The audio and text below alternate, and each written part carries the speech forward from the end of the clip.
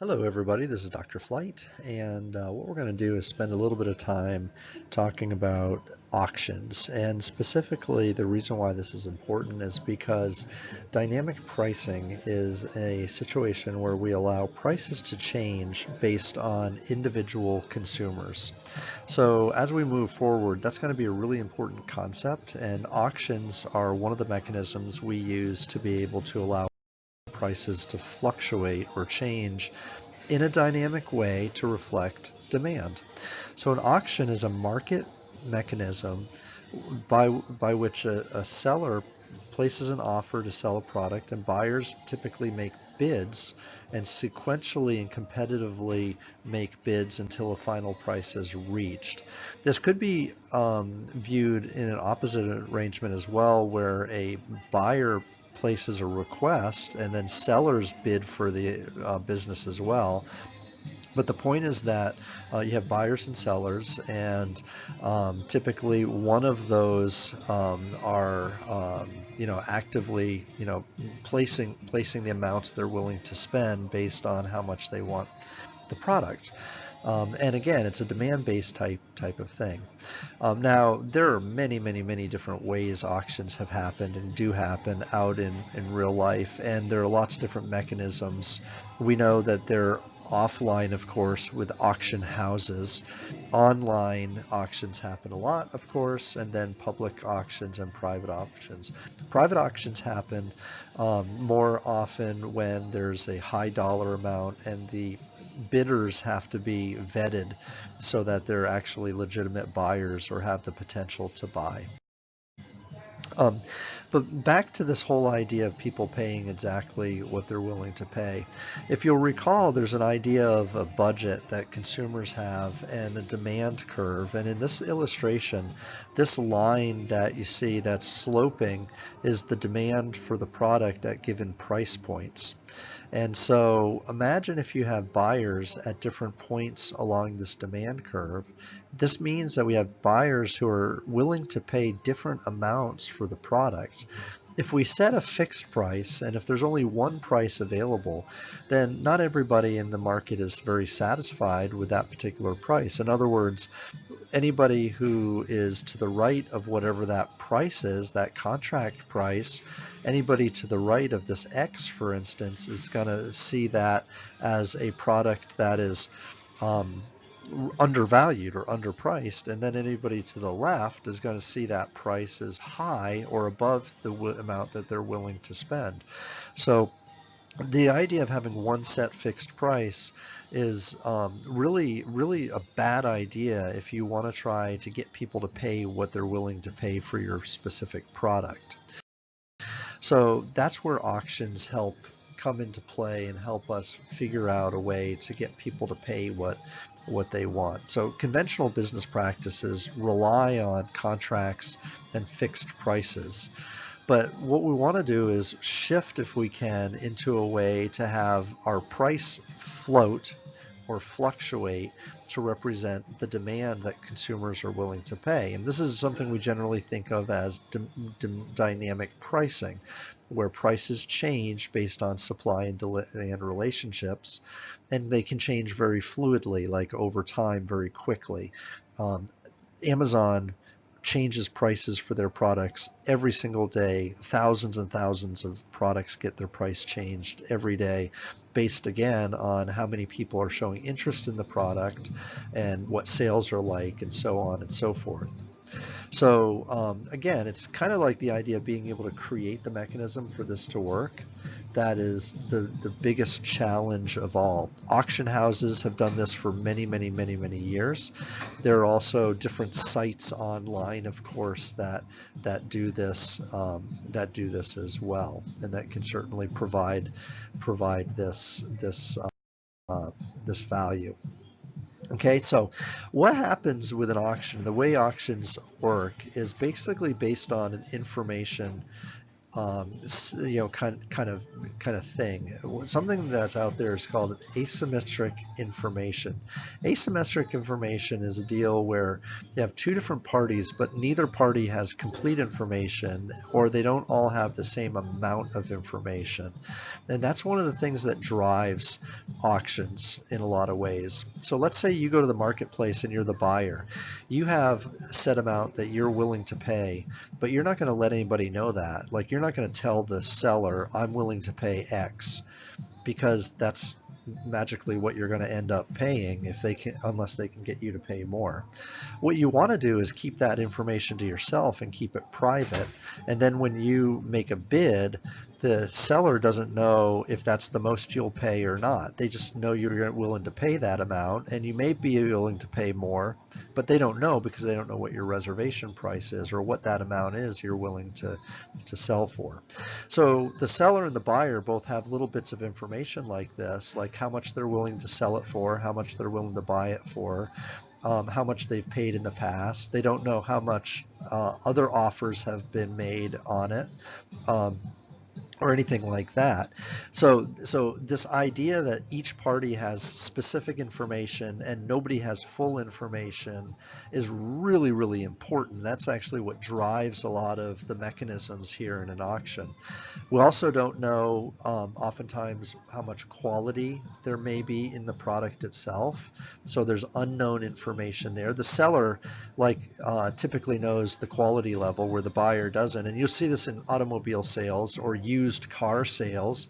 The seller knows whether the car is worth a good deal or not, or what the value is of the car, but the buyer often doesn't because they don't have that type of information. This leads to a concept called inefficient markets. So inefficient markets basically mean, or are associated with this idea that when two parties don't have enough information, they can't make a full decision. They have to make a decision based on some form of uncertainty. And whether they're willing to do that or not is, first of all, a question. But then the whole idea that if everybody had full information, the market may be more efficient. So this goes back to this idea of quality and like product quality and how much information one party has versus the other. I mentioned this idea of selling a used car, and this is actually where the quote-unquote lemon laws were placed into effect, where people buy a used car, or people buy a car, and they legally have up to 2 or 3 days to return the car regardless of any questions, because if they buy a product and they don't know or can't assess the quality level, they should have the right to return it according to this law. So the lemon law happened because the seller of the car knows all about the car. They know about the quality. They know everything involved with it. And the buyer has to assume some of the risk because they simply don't know what that level of quality is. Blind auctions and certain types of auctions that we can create can alleviate this to some degree. Also, using a third party helps absolve this problem of trust as well. If you have an agent, for instance, you're using to help you buy the product with, they assume some of the risk as well as you. So types of auctions, they're, again, just like there are different types of mechanisms, online, offline, and different brokerages who perform auctions. There are different types as well, where you have maybe one buyer or one seller, even up to many buyers and many sellers, where multiple auctions are happening simultaneously. You could have one seller and then you have lots and lots of buyers. You could have one buyer and lots of sellers. So in other words, there could be lots of arrangements that are set up here. Think about if you have a product that you want to sell and you have, say, 10 of them and you want to put it on eBay. You could be one seller, but you could have 10 different people buy your product. Like if you, for instance, are selling tickets to a concert, and in advance you went ahead and bought 10 tickets to the concert with the idea that you would resell them, then you're one seller and you might have many potential buyers of that particular product. A couple different types of auctions. So again, I mentioned this idea that we have different forms of auctions and we have different mechanisms, and that an auction is basically a mechanism to help create an efficient sale. A forward auction, or an English auction, is maybe the type of auction that you're most familiar with. If you think of a seller who has lots of different buyers who may want their product, and where the price is set low at an initial bid price, and then consumers enter their bid and the bid price gets moved up. So one person wants the product at a certain price, and then another person wants the product a little bit more, and so they bid a little bit more, and the auction price goes up and up and up and up until the eventual winner is at their reservation price. And what this does is it extracts the highest reservation price of all the buyers that are there. Okay, so a forward auction, or an English auction, is an auction where the price goes up because sellers are, or buyers rather, are pricing it up. A reverse auction, though, is something that happens too, and this is also known as a Dutch auction, where we have one buyer or seller. You could have potentially many buyers and sellers on the other side of the particular thing. This is a bidding system, though, where the price goes down instead of the price going up. And this is actually done today in the flower auctions in the Netherlands. That's one reason why it's called a Dutch auction. So basically what happens is you've got a seller who sets the price really, really high, and then the bidders come in and they bid the price down based on what they're willing to pay. And so that's kind of the bid system, the way that works. Again, it's a little bit of a different type of a situation, or a mechanism. It actually gets people to pay their reservation price faster, and it's a more predictable method of getting people to pay their reservation price sooner than they normally would. An illustration of that may happen here, where the price is set initially, and then the buyers come in and they set these prices. The price starts to decline, and in this particular case, we show actual sellers are making the bids, and we have the buyer here. So the buyer sets his price in this particular case, and then we have sellers who place bids, and this is like in a B2B environment here. But the point is that this is a reverse auction. It's a Dutch auction, and the price declines as it moves forward. So that's kind of how that's set up. Other models, a name your own price model. So this is an interesting one where of one buyer, many potential sellers. You give your price that you're willing to pay, and then the sellers either match it or they don't. So again, this is like I don't know, this is a consumer to business type of a model. You might have done this maybe on Priceline, where you named your own price. You set your price, and then you let the market go from there. It could also be a modified reverse auction as well, where you set your price, and then potential sellers come in and offer lower and lower prices if they can do it sequentially.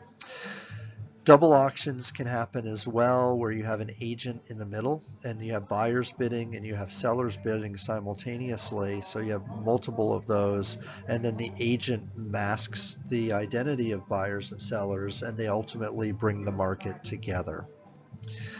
Okay, so there are lots of options here, lots of considerations for auctions. Big takeaways that I want you to remember is that auctions try to create an efficient market where buyers pay exactly what they're willing to pay based on their demand.